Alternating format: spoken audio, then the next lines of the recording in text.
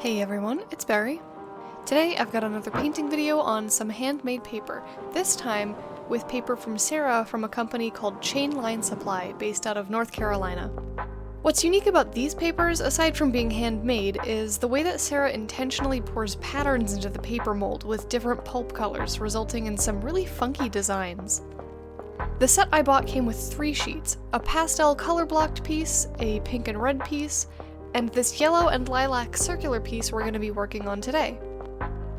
They're designed to be able to be painted on the front or back depending on your preference for texture, and can often look very different depending on which side you use. I prefer the smooth side, but I do like the patterns on the rougher side of some of them.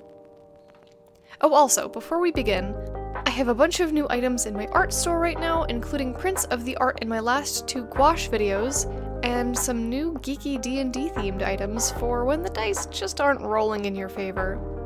Head over to madaberry.com/shop for these and more. I also have a link in the description for you to get 15% off your first order. Handmade paper is often very soft, so sketching directly on the paper makes me nervous because erasing a mistake could mean tearing a hole in the paper. So because of that, I sketched on a separate piece of paper and transferred my sketch onto the paper using pastels. You can see the red outline from that pastel transfer on this paper. This ended up being a bit messy, and parts of the anatomy, like the face and hand, got warped a bit in the process. I wish I had used graphite transfer paper or carbon paper instead, but at the time I didn't have any. I have since picked that up. So next time. I wanted to use my light box to transfer. This is my preferred method of transferring a painting, but this paper is made to be quite thick so that it can withstand being painted on. So it was too thick to see the sketch through when using a light box. I've got a video that I'm working on about all of the different ways to transfer a sketch to its final surface, and when to use each method. So if you aren't yet subscribed, hit that button so you don't miss out.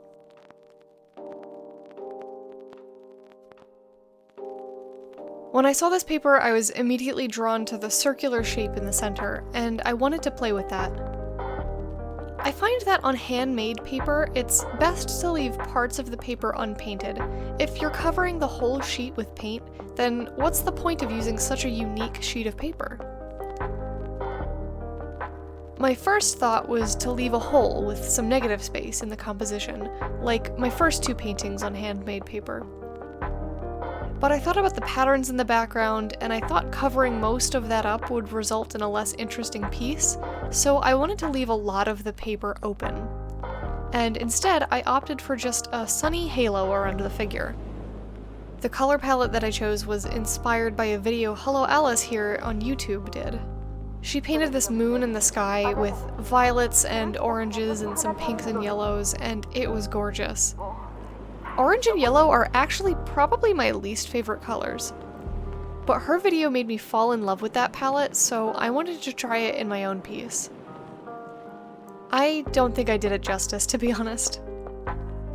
I did use a reference photo, though I'm not sure if I could find it again, just to get an idea of where the shadows would be from the hand in front of the face. Playing with interesting lighting and shadows is something that I want to explore more of, especially where the face is half obscured in shadow, or has dapples of light on it. I find that kind of art strikingly beautiful, but it's not something that I've practiced much of myself. Even using a reference, some of the anatomy, particularly in the hand, came out a little strange. I half blame the pastel transfer for warping some of the elements, but it was also just my own sketch being a little bit off. The fingers are too short and stubby, and honestly this camera angle is making that even worse. And I think the palm could have used a bit more shading. Right now it appears kind of puffy.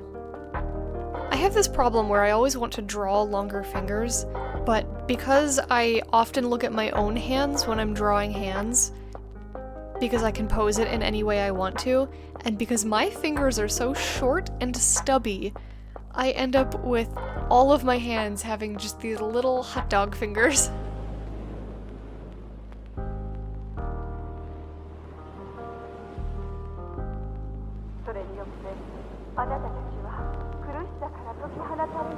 For the sun, I went in with some of my Kuretake Ganzai starry watercolors in gold, and painted rays of a golden sun radiating from that circular bit in the center. Technically, if the sun were actually where it is in the painting, she would be backlit and not toplit, but I'm not worried about that. I do kind of like how the sun isn't exactly centered in that yellow portion of the paper, and how it almost adds like a little bit of a haze around where the sun is, instead of being a direct representation of it. Anyway, that's it for today's painting. If you enjoyed the video, please leave a like for me, and if you'd like to adopt this piece, you can find her in my online store. The link will be in the description. I also have many more items, including stickers, apparel, and art prints. You can also sort by category and collection to find exactly what you want. Keep watching me paint over in this video, where I talk about watercolor painting on a really cool alternative to paper that involves hardboard. Thank you so much for watching. Till next time, take care.